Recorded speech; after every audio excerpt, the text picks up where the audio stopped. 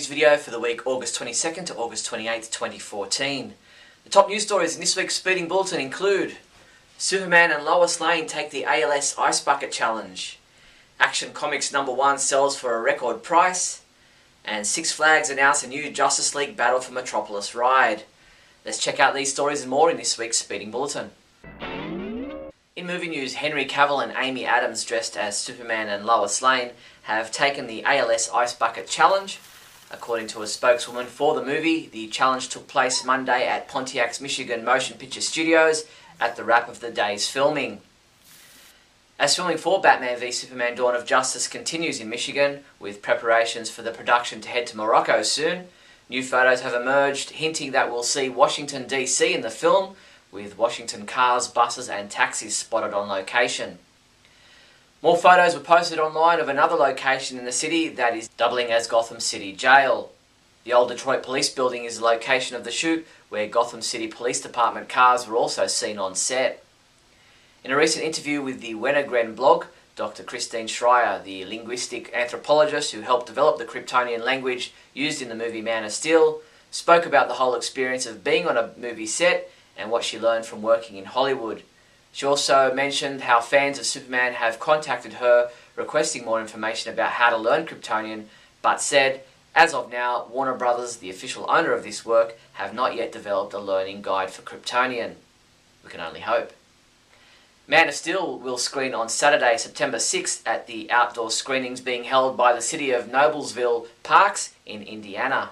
The free screening will take place at dusk, with families required to bring their own chairs and blankets.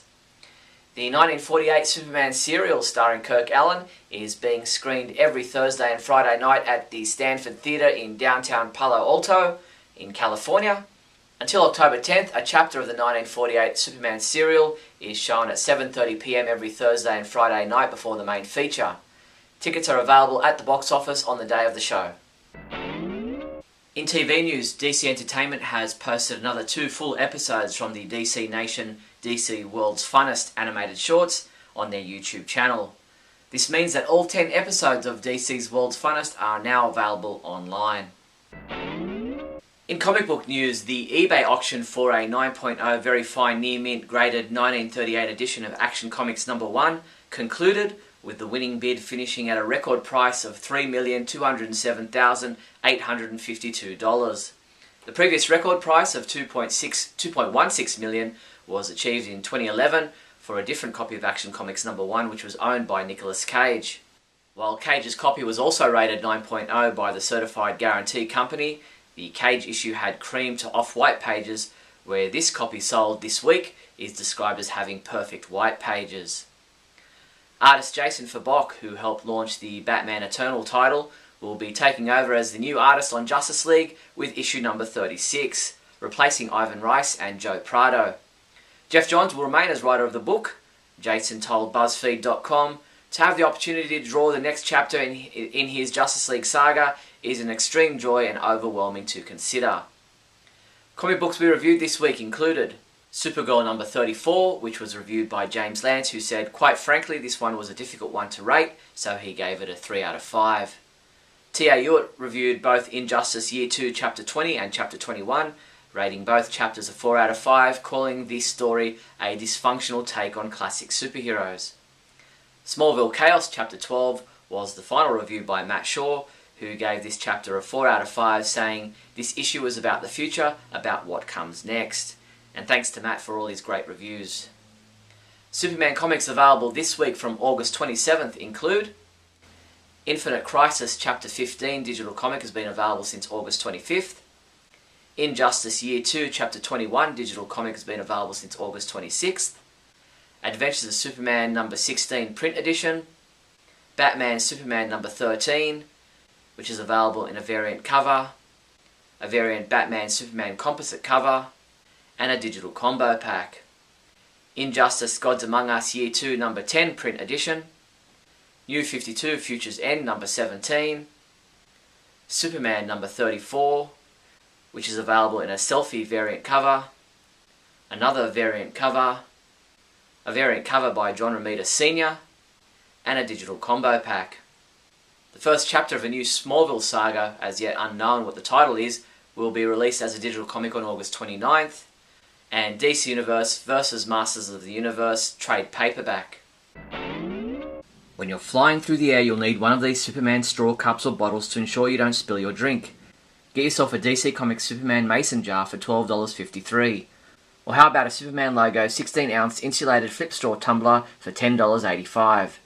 These and other great Superman drinking cups and bottles are available from your one-stop Superman shop, the Superman Homepage online store at supermanhomepage.com/shop. And in other news, Warner Bros. Interactive Entertainment released new key art for the LEGO Batman 3 Beyond Gotham video game, which will be available in all major retail stores in the US and Canada on November 11th, in Australia on November 12th, and in the UK and Europe on November 14th. Author Gwenda Bond announced that she has written a Lois Lane young adult novel that will be released next year. Titled Fallout, the book will focus on a young Lois Lane who, as a high school student, has just moved to Metropolis. You can pre-order the book from our online store now. Six Flags announced the next generation of interactive thrills with the debut of an all-new 3D interactive dark ride attraction, Justice League Battle for Metropolis. Slated to open at both Six Flags Over Texas and Six Flags St. Louis in 2015, guests will become members of the Justice League Reserve Team and engage in a full sensory journey as they battle alongside Superman, Batman, Wonder Woman and Green Lantern against Lex Luthor, the Joker and his henchmen. Travelling in 6 passenger vehicles, riders must outsmart Lex Luthor and the Joker and save the city of Metropolis.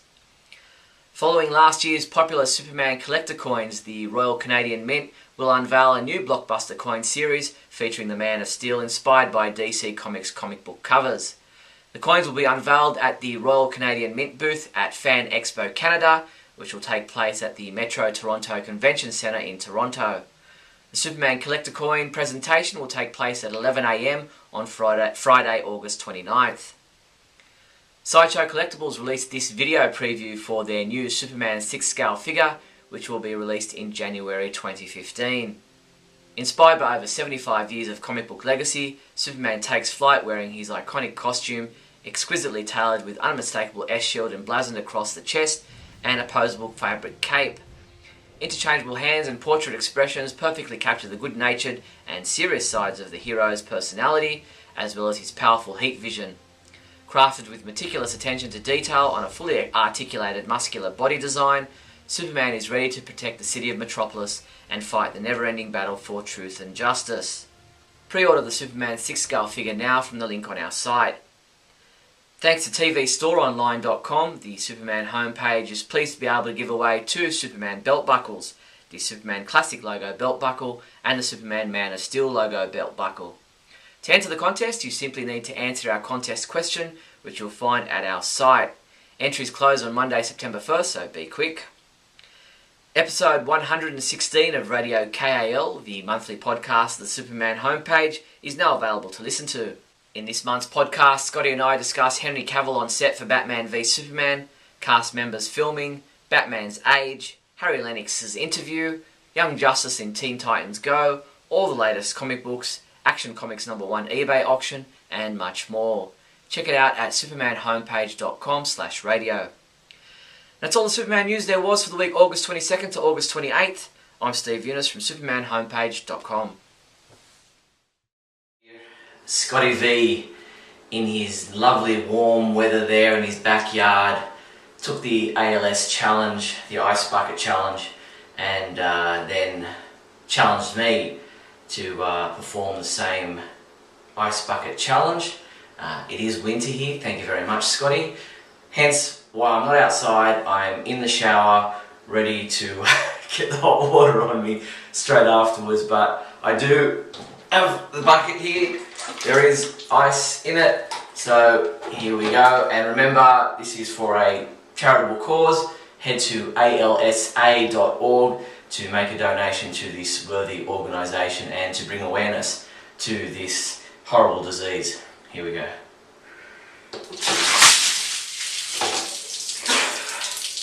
There you go. Before I forget, I'm supposed to challenge 3 other people to continue this ice bucket challenge. So since he still hasn't done it as of this video, Henry Cavill, call you out. Also from the Superman homepage, Michael Bailey and Neil Bailey. You guys have to accept the challenge. alsa.org. Great Scott! Great Scott! Great Scott!